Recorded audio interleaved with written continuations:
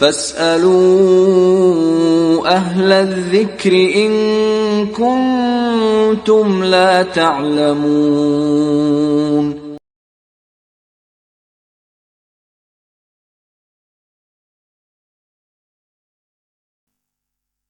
إن الحمد لله نحمده ونستعينه ونستغفره ونعوذ بالله من شرور أنفسنا ومن سيئات أعمالنا. من يهده الله فلا مضل له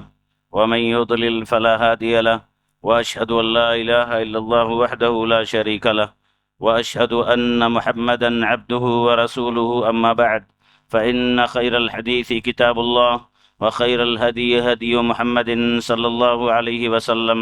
وشر الأمور محدثاتها، وكل محدثة بدعة، وكل بدعة ضلالة، وكل ضلالة في النار.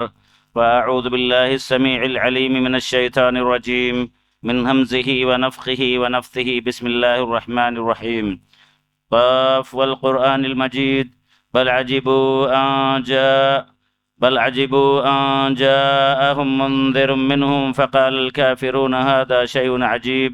أإذا متنا وكنا ترابا ذلك رجع بعيد قد علمنا ما تنقص الأرض منهم وعندنا كتاب حفيظ بل كذبوا بالحق لما جاءهم فهم في أمر مريج أفلم ينظروا إلى السماء فوقهم كيف بنيناها وزيناها وما لها من فروج والأرض مددناها وألقينا فيها رواسي وأنبتنا فيها من كل زوج بهيج تبصرة وذكرى لكل عبد منيب ونزلنا من السماء ماء مباركا فأنبتنا به جنات وحب الحصيد. وقال تبارك وتعالى في مقام آخر: أعوذ بالله من الشيطان الرجيم. إنما المؤمنون إخوة فأصلحوا بين أخويكم واتقوا الله لعلكم ترحمون.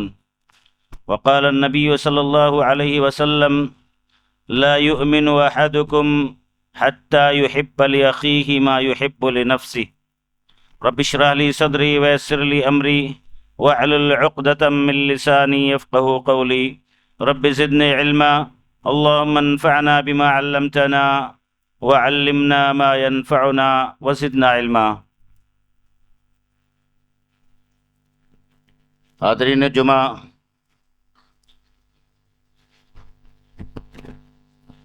نوجوان ساتھیوں، عزیز بچوں، پردہ نشین مائیں اور بہنوں، خطبہ مسنونہ کے بعد قرآن پاک کی ایک مختصر سی آیت کریمہ اور رسول اکرم صلی اللہ علیہ وسلم کی احادیث مبارکہ میں سے ایک حدیث آپ کی خدمت میں عرض کرنے کا موقع ملا ہے۔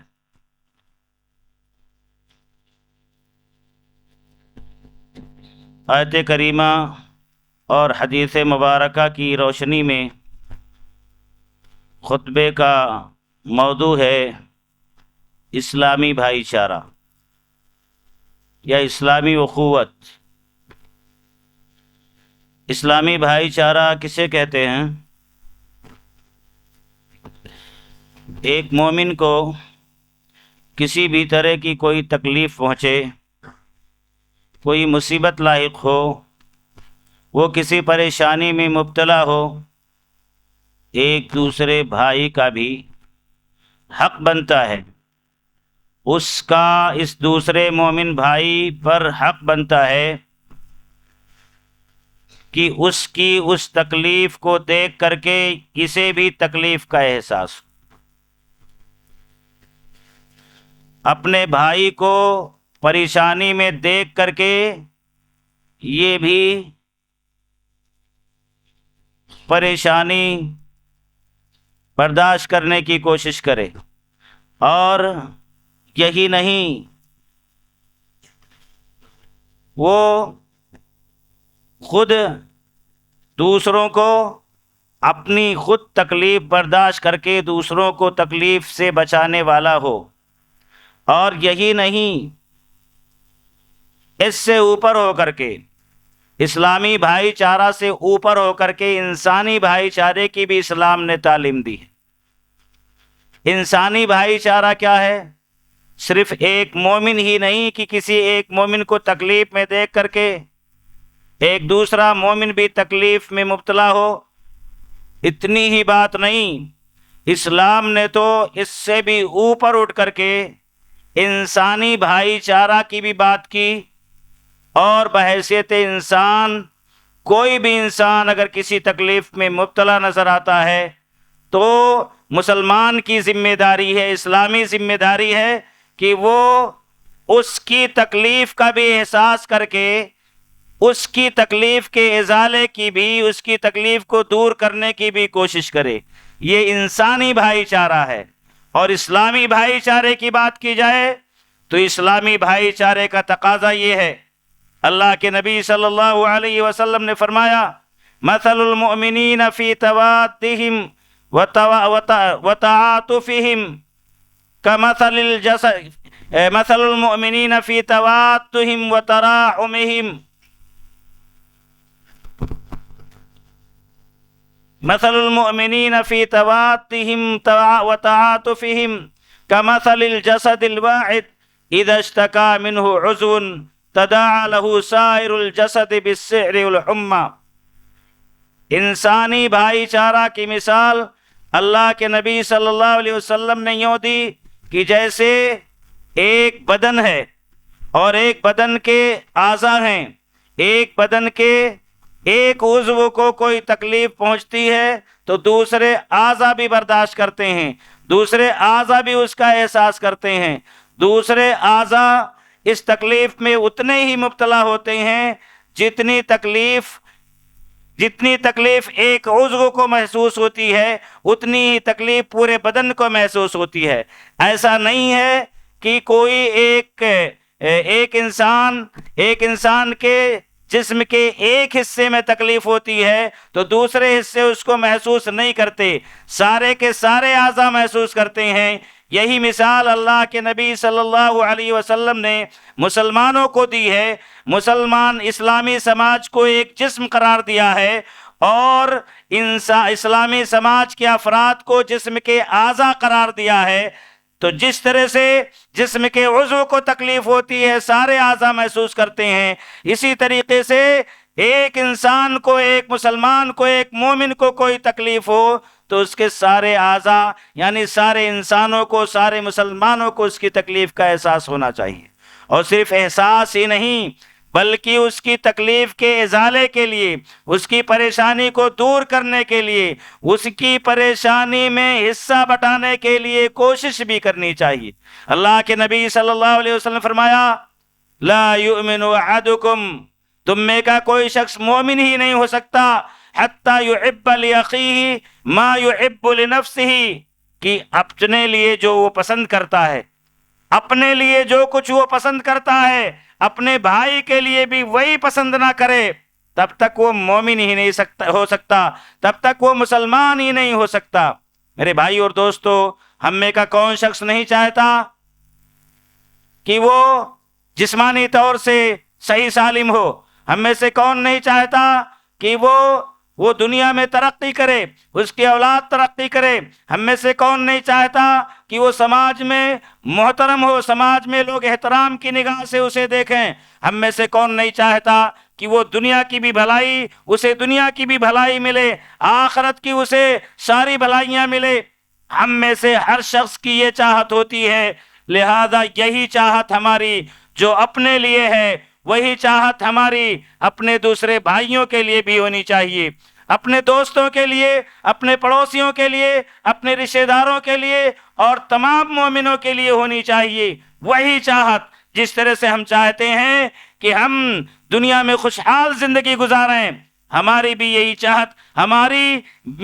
اپنے بھائی کے لیے بھی یہی چاہت ہونی چاہیے کہ ہمارا بھائی بھی دنیا میں خوشحال زندگی گزارے۔ اور جو شخص اس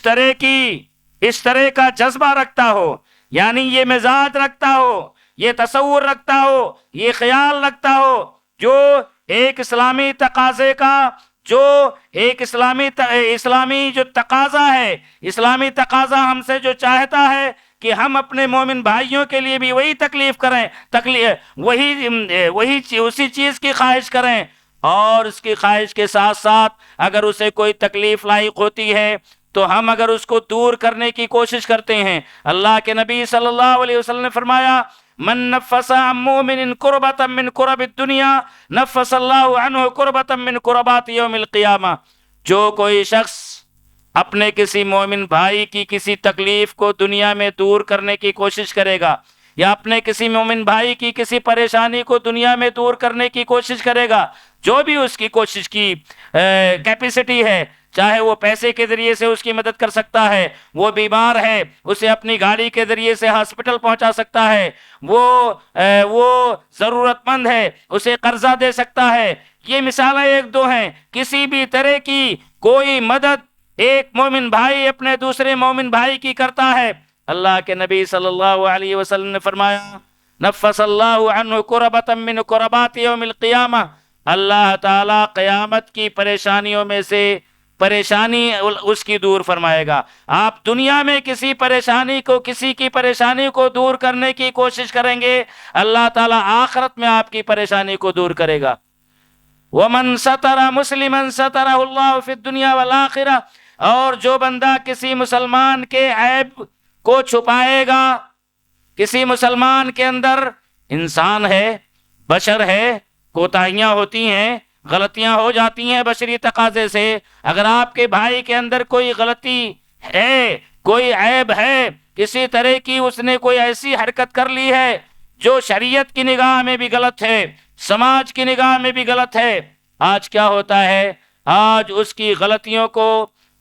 ایک ہوتی ہے، اچھالنے کے لیے اس کو ملٹیپل کر کے کئی گنا کر کے لوگوں میں سماج میں اس کو بدنام کیا جاتا ہے۔ اگر آپ اس کے خیر خواہ ہیں تو اس کی خیر خواہی کا تقاضا ہے اور اسلامی بھائی چارے کا تقاضا ہے کہ یا تو آپ اس کی اصلاح کے لیے اس کے سامنے بیٹھ کر کے از راہ خیر خواہی اسے نصیحت کریں، سماج میں دوسروں کے پاس بیٹھ کر کے اس کے عیوب کو بتلانے کی کوشش نہ کریں، اور اگر ایسا آپ کرتے ہیں، اللہ کے نبی صلی اللہ علیہ وسلم نے فرمایا، من ستر مسلما سترہ اللہ فی الدنیا والآخرہ، جو کوئی بندہ کسی مسلمان کے عیوب کی پردہ پوشی کرے گا، چھپائے گا، اللہ تعالیٰ قیامت میں اس کے عیوب کو چھپائے گا، اس کی کوتاہیوں کو چھپائے گا۔ قیامت میں آپ کی کوتاہیاں کیا ہوں گی، آپ کے عیوب کیا ہوں گے، آپ کے جرائم کیا ہوں گے، گناہ۔ اللہ تعالیٰ آپ دنیا میں لوگوں کے اپنے بھائیوں کے عیبوں کو چھپائیں گے، اللہ تعالیٰ قیامت میں آپ کے عیبوں کو یعنی آپ کے گناہوں کو چھپا دے گا، معاف فرما دے گا، نظر انداز کر دے گا۔ کتنا پیارا سودا ہے اور کتنا فائدے کا سودا ہے کہ آپ دنیا میں غیبت کر کے، آپ دنیا میں ایک دوسرے کے عیوب کو اچھال کر کے دوسروں کے سامنے اسے بدنام کرنے کی کوشش اور اسے ذلیل کرنے کی کوشش نہ کریں۔ اللہ تعالیٰ قیامت کے دن آپ کے گناہوں کو چھپا کر کے آپ کو اللہ تعالیٰ مغفرت کا پروانہ عطا فرمائے گا۔ وَمَن يَسَّرَ عَلَى مُعَسَّرٍ يَسَّرَهُ اللَّهُ فِي الدُّنْيَا وَالْآخِرَةِ، اور اگر کوئی مومن بندہ کسی مومن بندے کے ساتھ کوئی آسانی کا معاملہ کرتا ہے، وہ پریشان حال ہے، وہ مقروض ہے، یا آپ کے پاس اس کا پیسہ ہے، آپ جانتے ہیں کہ وہ آپ کا عزیز ہے لیکن وہ پریشان حال ہے، آپ اس کی پریشانی کو دیکھ کر کے اس کے پاس آپ کا جو قرضہ ہے اسے مہلت دیتے ہیں، یا کسی بھی طرح کی آسانی کسی کے ساتھ پیدا کرتے ہیں، اسے قرض کی ضرورت ہے آپ قرض دے رہے ہیں، اسے اور کسی تعاون کی ضرورت ہے اسے آپ تعاون دے رہے ہیں، کسی بھی طرح کی آسانی اس کے ساتھ آپ کر رہے ہیں، اللہ کے نبی صلی اللہ علیہ وسلم نے فرمایا، یسرہ اللہ فی الدنیا والآخرہ، اللہ تعالیٰ آپ کے ساتھ دنیا میں بھی آسانی کا معاملہ فرمائے گا اور آخرت میں بھی آسانی کا معاملہ فرمائے گا۔ کتنے میرے بھائی اور دوستو، کتنے فائدے کا سودا ہے کہ ہم دنیا میں ازراہ خیر خواہی، بھائی چارگی کی نیت سے بھائی چارہ اپنے بھائیوں کے ساتھ بھائی چارے کا معاملہ کرتے ہوئے اگر اپنے بھائیوں کے ساتھ ہم کوئی آسانی کا معاملہ کرتے ہیں، اللہ تعالیٰ ہمارے ساتھ آسانی کا معاملہ کرتا ہے۔ کیا اللہ تعالیٰ کی طرف سے اس آسانی کی جو پیشکش ہے یا آسانی کے لیے اللہ تعالیٰ نے جو بشارت دی ہے، ہمیں اللہ تعالیٰ کی طرف سے اس ہونے والی آسانی کی ضرورت نہیں ہے، یقیناً ہر شخص کو ضرورت ہے۔ اگر ہم چاہتے ہیں کہ اللہ ہمارے ساتھ دنیا میں بھی آسانی کا معاملہ کرے، ہمارے کاموں کو آسان کر دے، ہمارے مسائل کو آسان کر دے، ہمارے مشکلات کو آسان کر دے، آخرت میں بھی ہماری مشکل آسان ہو، تو ہمیں اپنے بھائیوں کے ساتھ، کوئی بھی ہو، رشتہ دار ہو، پڑوسی ہو، اور کوئی بھی ہو، بس وہ مسلمان ہے تو اس کے ساتھ آسانی اور اس کی مشکل کو دور کرنے کے لیے ہماری جو بھی تدبیر ہے، جو بھی کوشش ہے، اور جو بھی ہماری طرف سے ممکن شکلیں ہو سکتی ہیں، ان شکلوں کو اپنائیں۔ انشاءاللہ اللہ تعالیٰ آپ کے دنیا کے مسائل کو بھی آسان فرمائے گا اور آخرت کے مسائل کو آسان فرمائے گا۔ میرے بھائی اور دوستو، آج تو دنیا میں سماج میں خود غرضی کا بول بالا ہے۔ بس ہمیں اپنے کاموں سے مطلب ہے، ہمیں اپنے مسائل سے مطلب ہے، انسانوں کو بس اپنی آسانیوں سے مطلب ہے۔ سامنے والا کسی بھی کوئی پریشانی میں ہو، عام طور سے ہمیں اس سے سروکار نہیں ہوتا، ہمیں عام طور سے اس سے کوئی رغبت نہیں ہوتی کہ وہ کس پریشانی میں ہے، الا ماشاء اللہ بہت سے اللہ کے نیک بندے ہیں جو اپنے بھائیوں کی پریشانی کو دیکھ کر کے تڑپ اٹھتے ہیں اور اس کی پریشانی کو دور کرنے کے لیے، ہاتھ بٹانے کے لیے آگے بڑھتے ہیں۔ لیکن اکثریت ایسی ہے کہ آج ہماری زندگی بس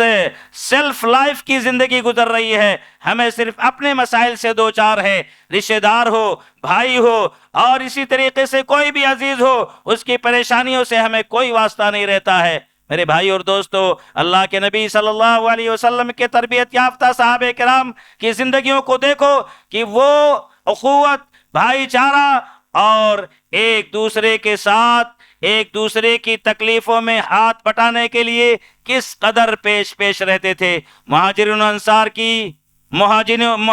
و انصار کی زندگی کا جائزہ لے لیجئے۔ جب مکہ مکرمہ سے ایک بڑی تعداد میں صحابہ کرام ہجرت کر کے دین کے لیے، دین کی سربلندی کے لیے، اللہ کے نبی صلی اللہ علیہ وسلم کی حمایت کے لیے، اللہ کے نبی صلی اللہ علیہ وسلم کا ساتھ دینے کے لیے مدینہ گئے، مدینہ میں ان بیچارے مہاجرین کے رہنے کا نہ کوئی انتظام تھا، نہ کوئی کھانے کا انتظام تھا، نہ اسی طریقے سے ان کی آمدنی کا کوئی انتظام تھا۔ مدینہ نہ کوئی بڑی بستی تھی کہ جا کر کے یہ صحابہ کرام ملازمت کر کے اپنے وہاں رہنے سہنے کا انتظام کر لیتے۔ بہت بڑا ایشو تھا، بہت بڑا مسئلہ تھا۔ میرے بھائی اور دوستو، صحابہ کرام نے بھائی چارگی کا اور اسلامی اخوت کا اور اسی طریقے سے اسلامی بھائی چارہ کا ایسا مظاہرہ کیا۔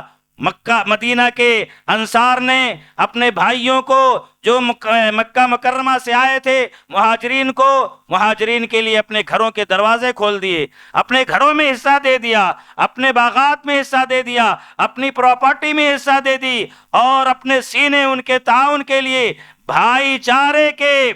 بھائی چارے کے پیش نظر اپنا سب کچھ ان کے لیے قربان کر دیا۔ یہاں تک بھی سیرت میں بعض صحابہ کے حوالے سے تذکرہ ملتا ہے کہ بعض صحابہ نے اپنے ان بھائیوں کے لیے، مہاجرین بھائیوں کے لیے کہا، ہمارے پاس 2 بیویاں ہیں،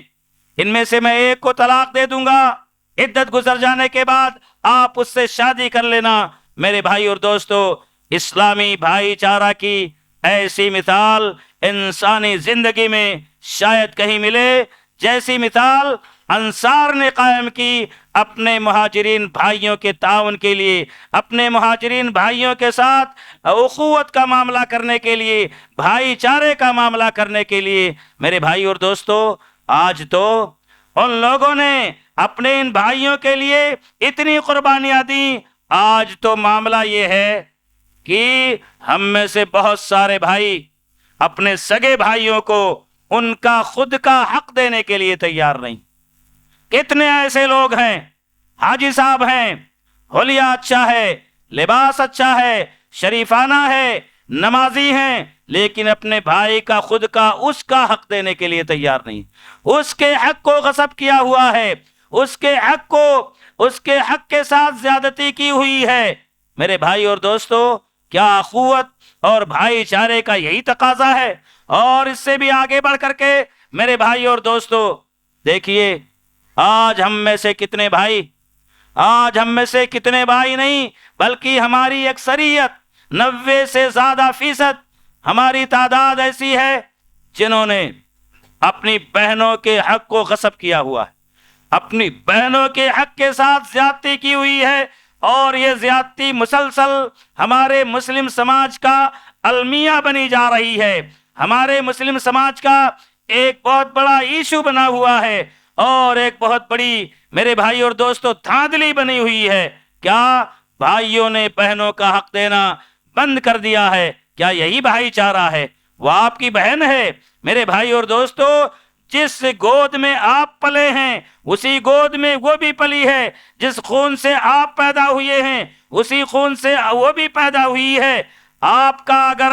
آپ کے والد کی پراپرٹی میں ڈبل حصہ ہے تو اس کا بھی سنگل حصہ ہے۔ اگر فرض کر لو کہ باپ نے 3 لاکھ پراپرٹی چھوڑی ہے، ایک بھائی ایک بہن ہے، ایک بھائی ایک بہن ہے، تو 2 لاکھ اس بھائی کا بنتا ہے، 1 لاکھ اس بہن کا بنتا ہے۔ یہ بطور مثال میں نے پیش کی ہے۔ کتنے لوگ اپنے بہنوں کو ان کا حصہ دیتے ہیں؟ کتنے لوگ اپنی بہنوں کو وراثت میں اس کا حصہ دیتے ہیں؟ نہیں دیتے ہیں۔ تو کیا یہی بھائی چارہ ہے؟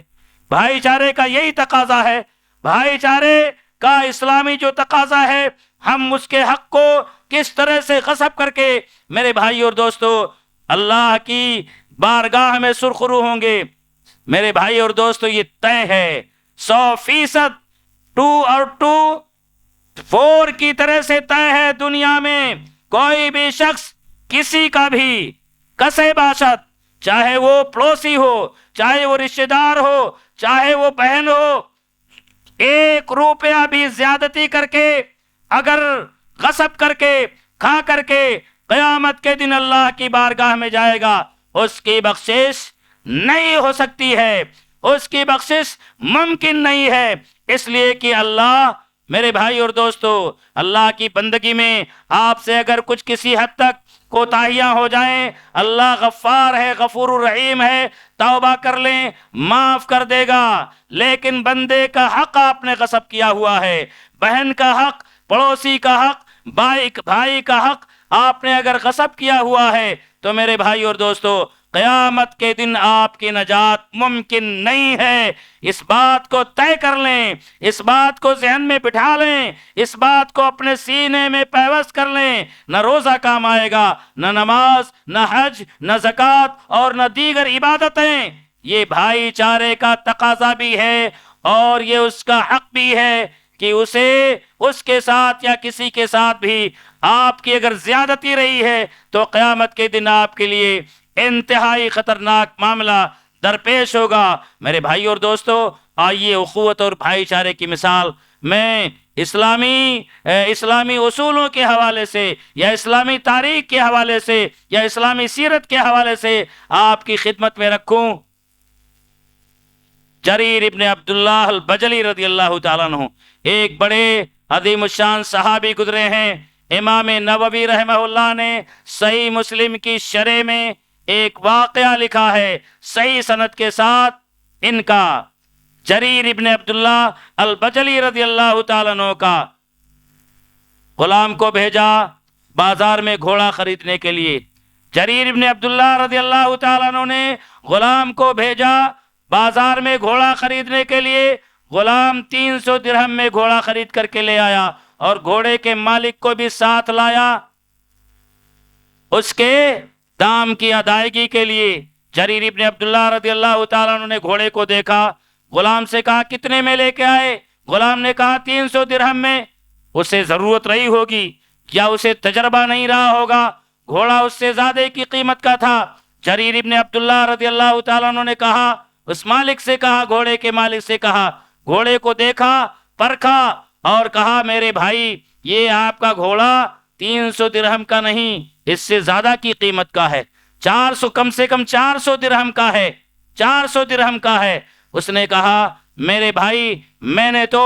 اپنے حساب سے سودا کر لیا ہے، میں نے 300 درہم کی بات کر لی ہے، اب اگر مزید آپ خیر خواہی کے تقاضے سے اگر مزید بڑھا کر کے دام دینا چاہتے ہیں تو یہ آپ کی مرضی ہے اور آپ کا شکر گزار ہوں گا۔ پھر دیکھا پھر پرکھا اس گھوڑے کو، دیکھتے رہے، پرکھتے رہے، اور گھوڑے کے دام اور گھوڑے کی قیمت کو بڑھاتے رہے، یہاں تک کہ ایک کے بعد دیگرے 300 درہم، 400 درہم، 500، 600، 700 اور 800 درہم تک بڑھا کر کے اس گھوڑے کا دام اس گھوڑے کے مالک کو دیا، اور کہا خیر خواہی کا یہی تقاضا ہے کہ میرا اگر کوئی بھائی اپنی نا تجربہ کاری کی وجہ سے اپنا کوئی سامان، اپنا کوئی جانور کم قیمت میں بیچ رہا ہے تو میں اس کی نا تجربہ کاری کا فائدہ اٹھاتے ہوئے اس کی زیادہ قیمت کی چیز کم قیمت میں کیوں لوں؟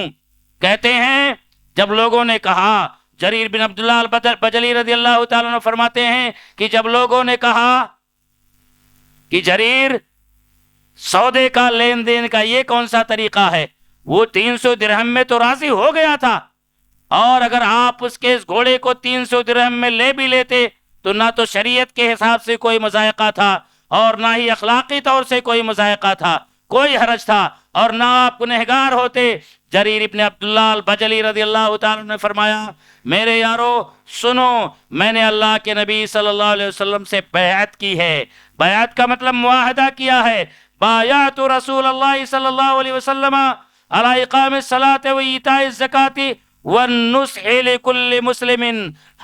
ہر مومن بھائی کے لیے خیر خواہی کرنے کا، یعنی میں اپنے ہر مومن بھائی کے ساتھ خیر خواہی کا معاملہ کروں گا، اس کے ساتھ بھلائی کا معاملہ کروں گا، اس کے لیے اللہ کے نبی صلی اللہ علیہ وسلم سے ہم نے بیعت کی ہے، معاہدہ کیا ہے۔ اگر اللہ کے نبی صلی اللہ علیہ وسلم کے سامنے قیامت کے دن یہ ہمارا معاملہ ہوگا، اللہ کے نبی صلی اللہ علیہ وسلم پوچھیں گے کہ جریر تم نے اپنے بھائی کے لیے خیر خواہی کا معاہدہ کرنے کی یا خیر خواہی کا معاملہ کرنے کے لیے ہم سے معاہدہ کیا تھا، تمہارا ایک بھائی اپنا ایک جانور نا تجربہ کاری کی وجہ سے کم قیمت میں بیچ رہا تھا، اس کے کم قیمت کے گھوڑے کو، اس کے زیادہ قیمت کے گھوڑے کو کم قیمت میں لے کر کے تم نے اس کے ساتھ خیر خواہی نہیں کی، اور تم نے میرے ساتھ جو معاہدہ کیا تھا اس معاہدے پر پورے نہیں اترے۔ میرے بھائی اور دوستو، یہ وہ لوگ تھے جو اپنے بھائیوں کی اس قدر خیر خواہی کیا کرتے تھے اور اس قدر بھائی چارے کے جذبے کے پیش نظر ان کے معاملے کو اس قدر طے کیا کرتے تھے۔ آج معاملہ یہ ہے کہ میرے بھائی اور دوستو، ہم میں سے اگر کوئی بھائی اپنی ناتجربہ کاری کی وجہ سے سونا بھی اگر چاندی کے بھاؤ دینے لگ جائے، سونا بھی اگر چاندی کے بھاؤ میں اگر وہ دینے لگ جائے تو ہم اس کا سونا بھی چاندی کے بھاؤ لے لیں گے۔ میرے بھائی اور دوستو، اور آگے دیکھیے، آگے بڑھیے، آگے دیکھیے اخوت اور بھائی چارے کا معاملہ۔ میرے بھائی اور دوستو دیکھیے، صحیح بخاری میں اللہ کے نبی صلی اللہ علیہ وسلم کی ایک روایت موجود ہے، ابو ہریرہ رضی اللہ تعالیٰ عنہ سے مروی ہے، اللہ کے نبی صلی اللہ علیہ وسلم نے فرمایا دو آدمی بنی اسرائیل کے تھے، بنی اسرائیل کے دو آدمی، دونوں نے اشترى رجل من رجل عقارا فوجد الذي اشترى العقار في عقاره جرة۔ دو آدمی تھے، ایک آدمی نے اپنے دوسرے ایک بھائی سے، مومن بھائی سے سودا کیا۔ کس چیز کا سودا کیا؟ زمین کا سودا کیا، زمین خریدی۔ خریدنے والے نے زمین میں جب کھدائی جوتائی کی تو ایک گھڑا ملا اس زمین میں۔ گھڑے میں کیا تھا؟ فیہا ذہب، اس گھڑے میں سونا تھا۔ پہلے زمانے کے لوگ اپنے سونے چاندی اور دیگر قیمتی سامان کو گھروں میں یا کھیتوں میں دبا کر کے دفن کر کے محفوظ رکھا کرتے تھے، چوروں سے بچانے کی غرض سے۔ چنانچہ خریدنے والے کو جب یہ گھڑا ملا، صحیح بخاری کی مشہور روایت ہے اور ابو ہریرہ رضی اللہ تعالیٰ عنہ راوی ہیں، کوئی کہانی نہیں ہے، کوئی افسانہ نہیں ہے۔ میرے بھائی اور دوستو، گھڑا جب اس کو ملا، آج ہم کو ایسی چیز کوئی مل جائے، اگر ہم کہیں سے سامان لے کر کے آئیں، ہم کہیں سے ہمارا جو مال ہوتا ہے نا، لوہا پیتل خریدنے کا، اگر سونا مل جائے تو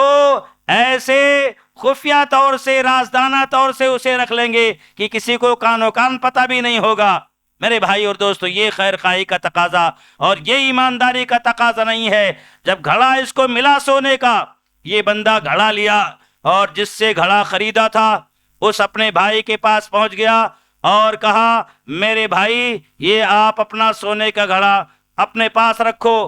اپنے پاس رکھو، یہ میری چیز نہیں ہے، یہ میری پراپرٹی نہیں ہے۔ اس بھائی نے کہا اللہ کے بندے، میں نے زمین بیچ دی، اب زمین میں لوہا ملے، کوئلہ ملے، مٹی ملے، وہ سب آپ کا ہے، زمین آپ کی ملکیت ہے تو زمین کے اندر پائی جانے والی چیزیں بھی آپ کی ملکیت ہیں۔ یہ خریدنے والا کہہ رہا نہیں میرا نہیں آپ کا ہے، اور وہ بیچنے والا بھی کہہ رہا ہے نہیں میرا نہیں آپ کا ہے۔ خریدنے والا کہہ رہا ہے فَإِنِّي بِعْتُكَ الْأَرْضَ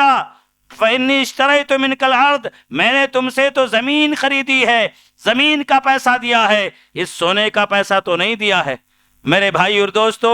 انسانی تاریخ میں ایسی کوئی مثال پیش کی جا سکتی ہے؟ آج تو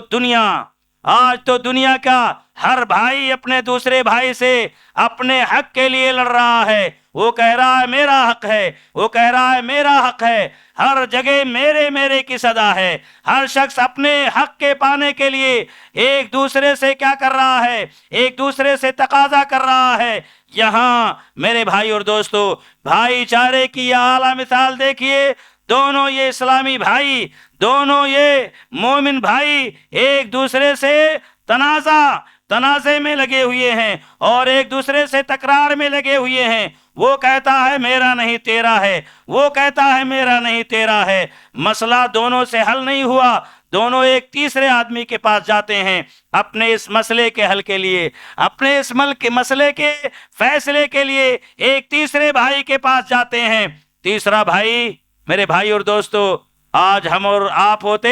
ایک کے دوست ہوتے، ایک کے قریبی ہوتے، ایک ہمارا عزیز ہوتا تو ہمارا فیصلہ بھی ویسے ہوتا جیسے ہمارے انداز ہوا کرتے ہیں، ہمارے خود کے انداز ہوا کرتے ہیں۔ تیسرے کا فیصلہ بھی کتنا نرالا تھا، تیسرا بھائی بھی کس قدر نیک تھا، تقوی والا تھا، یا دونوں کی خیر خواہی چاہنے والا تھا۔ تیسرے نے کہا، دونوں میں سے ایک سے پوچھا کیا آپ کے پاس بیٹا ہے؟ اس نے کہا ہاں میرے پاس بیٹا ہے۔ دوسرے سے پوچھا کیا آپ کے پاس بیٹی ہے؟ اس نے کہا ہاں میرے پاس بیٹی ہے۔ کہا انکح الغلام الجاریۃ وتصدق علیہما، جاؤ یہ دونوں نیک انسان، یہ دونوں اتنے زیادہ معتمد انسان، ایسے انسان جو اس قدر خیر خواہی کا ایک دوسرے کے تعلق سے جذبہ رکھتے ہیں، وہ اس لائق ہیں کہ دونوں کو رشتے میں بانٹ دیا جائے۔ جاؤ ایک کے پاس بیٹا ہے، دوسرے کے پاس بیٹی ہے، بیٹی کا نکاح بیٹے سے کر دو اور دونوں رشتے میں منسلک ہو جائیں، دونوں رشتے میں بانٹ دیے جائیں۔ اس کے باوجود بھی کچھ بچ رہے تو وتصدق علیہما، بقیہ جو کچھ بچ جائے وہ صدقہ کر دینا، دونوں کو اس کا اجر مل جائے گا۔ میرے بھائی اور دوستو، اسے کہتے ہیں بھائی چارہ، اسے کہتے ہیں اخوت، اسے کہتے ہیں اپنے بھائی کی خیر خواہی۔ میرے بھائی اور دوستو، اسلاف کی زندگیوں میں خیر خواہی کے ایسے بہت سارے نمونے اور ایسی بہت ساری مثالیں ملتی ہیں۔ آج تو میرے بھائی اور دوستو، خیر خواہی کا تقاضا یہ بھی ہے، جیسا کہ میں نے عرض کیا کہ مسلمان وہ ہے جو اپنے بھائی کے لیے پسند کرے اسی چیز کو جو اپنے لیے پسند کرتا ہے۔ آج ہم میں سے کون نہیں چاہتا کہ سماج میں ہمارا احترام ہو، سماج میں ایک ہمارا وقار ہو، سماج میں ہماری ایک عزت ہو، سماج میں ہمارا ایک مقام ہو؟ لیکن ہم تو یہ چاہتے ہیں، لیکن اپنے بھائی کی غیبت کرتے ہوئے، معذرت کے ساتھ، خاص طور سے عورتیں، خاص طور سے خواتین، اپنے بہنوں کی غیبت کرتے ہوئے، اپنے بہنوں کے عیوب کو ایک دوسرے کے سامنے بیان کرتے ہوئے، اپنے بہنوں کی کوتاہیوں کو ایک دوسرے کے سامنے بیان کر کے ان کی عزت کے ساتھ کھلواڑ کرتے ہوئے، یہ نہیں سمجھ پاتی کہ ہم اپنے لیے اگر یہ پسند کرتے ہیں کہ ہماری بے عزتی نہ ہو، ہماری ذلت کا سامان نہ ہو، تو شریعت کہتی ہے کہ ہمیں اپنے بھائی کے لیے، اپنی بہن کے لیے بھی یہی پسند کرنا چاہیے کہ اس کو بھی ذلیل نہ کیا جائے، اس کی بھی عزت کے ساتھ کھلواڑ نہ کیا جائے، اسے بھی سماج میں ایک مقام ملنے کا موقع دیا جائے۔ ایک مومن کی عزت کس قدر محترم ہے، کس قدر شریعت نے اس کی عزت کی کہ پروٹیکشن کے لیے، اس کی عزت کے تحفظ کے لیے انتظام کیا ہے، شاید مسلمانوں کو معلوم ہو، شاید مسلمانوں کو معلوم ہو۔ اسی لیے تو جہاں بھی 4 آدمی، جہاں بھی 2 عورتیں 3 عورتیں معذرت کے ساتھ بیٹھتی، وہاں ایک دوسرے کے عیوب کو ٹٹولنے اور ایک دوسرے کے عیوب کو فاش کرنے یا ایک سے دوسرے تک پہنچانے میں لگ جاتے ہیں۔ مومن کی عزت کس قدر قیمتی ہے، شریعت نے اس کی عزت کے تحفظ کی کس قدر گارنٹی لی ہے۔ میرے بھائی اور دوستو،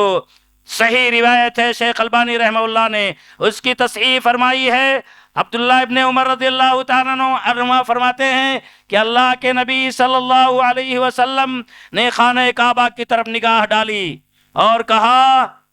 کہا کہ اے کعبہ ما اعظمک، تو کس قدر قابل تعظیم ہے۔ اور یقیناً خانہ کعبہ ہماری نگاہوں کا مرکز ہے، ہمارے لیے قابل تعریف ہے، ہمارے دلوں میں اس کا ایک وقار ہے، مقام ہے۔ میرے بھائی اور دوستو، کعبہ تو کس قدر قابل تعظیم اور قابل احترام ہے، لیکن اللہ کے نبی صلی اللہ علیہ وسلم نے اس کمپیریزن میں فرمایا والمؤمن والمؤمن حرمته اعظم منك عند اللہ، مومن کی عزت اور مومن کی تعظیم اور مومن کا احترام خانہ کعبہ کے احترام سے بڑھ کر ہے اللہ کی نگاہ میں۔ مومن کی عزت خانہ کعبہ سے زیادہ محترم ہے، مومن کی عزت خانہ کعبہ سے زیادہ محترم ہے۔ میرے یارو، آج دیکھ لیں، اگر خانہ کعبہ کے ساتھ کوئی شخص گستاخانہ معاملہ کرتا ہے، کوئی غیر مسلم کوئی ایسی حرکت کر جاتا ہے جس سے خانہ کعبہ کا احترام مجروح ہوتا ہے، تو ہم میرے بھائی اور دوستو مشتعل ہو جاتے ہیں، ہم ایموشنل اور جذباتی ہو جاتے ہیں، اسٹرائک کرتے ہیں اور اس کے خلاف نعرے بازیاں کرتے ہیں۔ کعبہ کی عزت کے ساتھ کھلواڑ کیا ہے، لیکن ہمیں یہ بات سمجھ میں نہیں آتی کہ مومن کی عزت کعبہ سے زیادہ محترم ہے، اور ہم خود مومن کی عزت کو داغدار کرتے ہوئے نظر آتے ہیں، مومن کی عزتوں کو اچھالتے ہوئے اور مومن کی عزت کو اچھال کر کے اسے ذلیل کرتے ہوئے نظر آتے ہیں۔ میرے بھائی اور دوستو، 2 منٹ میں ایک اور روایت آپ کے سامنے پیش کر کے اپنی بات ختم کرنا چاہوں گا۔ یہ بھی صحیح روایت ہے، شیخ البانی رحمہ اللہ نے اس کی بھی تصحیح فرمائی ہے۔ اللہ کے نبی صلی اللہ علیہ وسلم نے فرمایا یا معشر من اسلم بلسانہ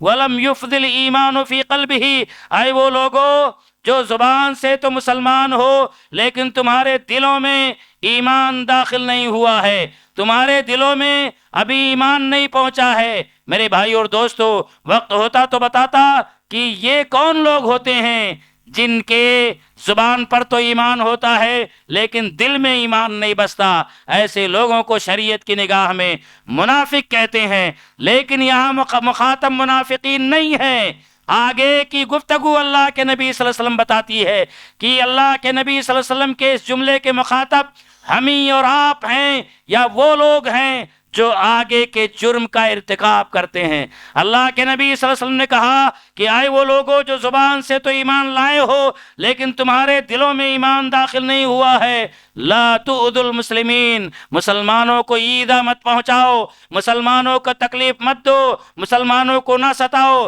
اپنی زبان سے، اپنے ہاتھ سے، اپنے کردار سے، اپنی غلط حرکتوں سے، ان کی غیبتیں کر کے یا کسی بھی حوالے سے لا تؤذوا المؤمنین، مومنوں کو ایذا مت دو، ولا تعیروہم، اور نہ انہیں آر دلاؤ۔ آر بہت سارے لوگ دلاتے ہیں، ارے اللہ والے تم تو وہی آدمی ہے نا جس کے ساتھ میں نے یہ احسان کیا تھا، آج تو میرے ساتھ اس طرح کا معاملہ کر رہا ہے۔ آپ نے احسان کیا ہے تو اس کا بدلہ اللہ کی بارگاہ میں آپ کو ملنے والا ہے۔ اگر آر دلاتے ہیں تو میرے بھائی اور دوستو، نہ تو اس کو آپ کا بدلہ ملنے والا ہے، بلکہ آر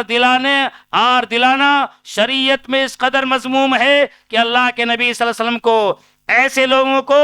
ان الفاظ میں مخاطب کیا ہے، وَلَا تُعَيِّرُوهُمْ وَلَا تَتَّبِعُوا عَوْرَاتَهُمْ۔ آخری جملہ یہ انتہائی قابل غور ہے۔ اللہ کے نبی صلی اللہ علیہ وسلم نے فرمایا، اے لوگو اپنے بھائی اور بہنوں کے عیوب کے پیچھے مت پڑو۔ آج سماج میں دیکھ لیجئے، فلاں کی بیٹی ایسی، فلاں کی بہو ایسی، فلاں کی بیوی ایسی، فلاں کی بہن ایسی۔ میرے بھائی اور دوستو، غلطیاں انسان ہی سے ہوتی ہیں، بشری تقاضے سے کبھی کسی خاتون یا کسی انسان سے غلطی ہو جائے، وہ توبہ کرے گا، نہیں بھی کرے گا، اس کا معاملہ اللہ کے درمیان ہوگا۔ ہم کون ہوتے ہیں کسی کے عیوب کی چھان بین کرنے والے اور اس کی غلطیوں کو دوسروں کے سامنے بیان کرنے والے؟ اللہ کے نبی صلی اللہ علیہ وسلم نے فرمایا کہ لوگوں کے عیبوں کے پیچھے مت پڑو اور ان کے عیبوں کو اچھال کر کے، اپنے بھائیوں اور بہنوں کے عیبوں کو اچھال کر کے انہیں ذلیل کرنے کی کوشش مت کرو، اور اگر کرو گے تو اللہ کے نبی صلی اللہ علیہ وسلم فرمایا من یتبع عورت اخیہ المسلم یتبع اللہ عورتہ، جو کوئی مومن اپنے مومن بھائی یا مومنہ عورت اپنی دوسری بہن کے عیوب کو اچھالے گی، یتبع اللہ عورتہ، اللہ تعالیٰ اس کے عیوب کو نکال دے گا۔ اور کون ہے جو عیوب سے پاک ہے؟ کون ہے جو گناہوں سے پاک ہے؟ کون ہے جس کے اندر کمزوریاں نہیں ہے؟ اللہ تعالیٰ ہمارے عیبوں کو، ہم اپنے بھائیوں کے عیبوں کو اچھالیں گے، اللہ تعالیٰ ہمارے عیبوں کو اچھال کر کے، اللہ کے نبی صلی اللہ علیہ وسلم فرمایا یتبع اللہ عورتہ ومن یتبع اللہ عورتہ، اور اللہ تعالیٰ جس کے عیبوں کو نکال کر کے اسے ذلیل کرنا چاہے، اللہ کے نبی صلی اللہ علیہ وسلم نے فرمایا ومن یتبع اللہ عورتہ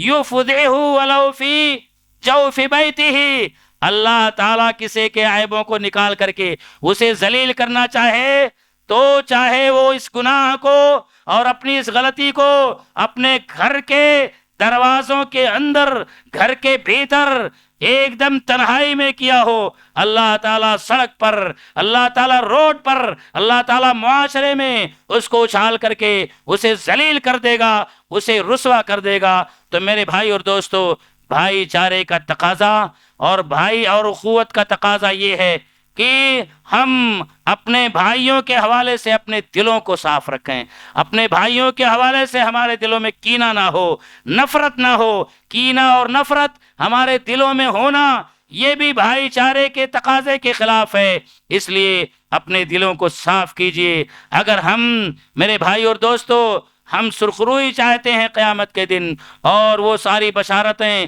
جو اخوت اور بھائی چارے کے حوالے سے شریعت نے دی ہیں، اور جو جن انعامات کا وعدہ کیا ہے، ان تفصیلات میں جانے کا موقع نہیں ہے کہ اگر بھائی چارے کے تقاضے کے پیش نظر ہم اپنے بھائیوں کے ساتھ خیر خواہی کرتے ہیں تو اس کا کیا صلہ ہے، اس کا کیا بدلہ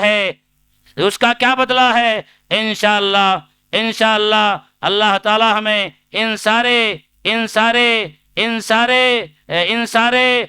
ہمیں وہ سارے بدلے اور وہ سارا صلہ اور وہ سارے انعامات اللہ تعالی ہمیں عطا فرمائے گا۔ اللہ تعالی سے دعا ہے کہ رب تعالی اپنے بھائیوں کے ساتھ محبت اور اخوت اور ہمدردی، اور اسی طریقے سے ایک دوسرے بھائی کے ساتھ ہمدردی